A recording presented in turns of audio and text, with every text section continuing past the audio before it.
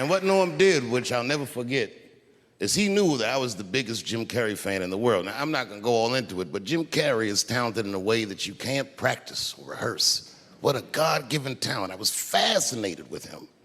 And Norm knew that. And he called me up and he goes, Dave, he says, I'm doing a movie with Jim Carrey. Do you want to meet him? And I said, fuck, yes I do. And it was the first time I could remember since my father died being excited.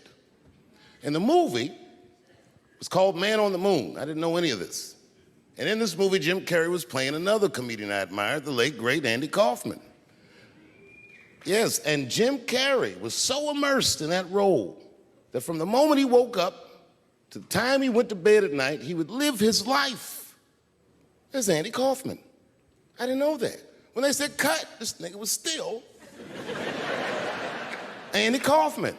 So much so that everybody on the crew called him Andy. I didn't know any of that. I just went there to meet him, and when he walked into the room where we were supposed to meet, I screamed, Jim Carrey! And everyone said, no! Call him Andy. And I didn't understand. And then he came over and he was acting weird. I didn't know he was acting like Andy Kaufman. Just like, hey, how you doing? And I was like, hello. Andy?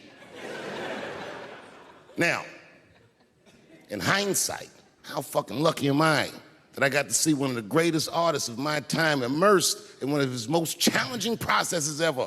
Very lucky to have seen that. But as it was happening,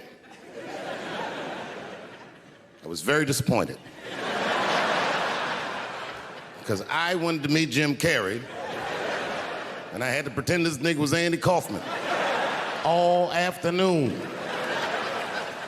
And he was clearly Jim Carrey. I could look at him and I could see he was Jim Carrey. Anyway, I say all that to say, that's how trans people make me feel.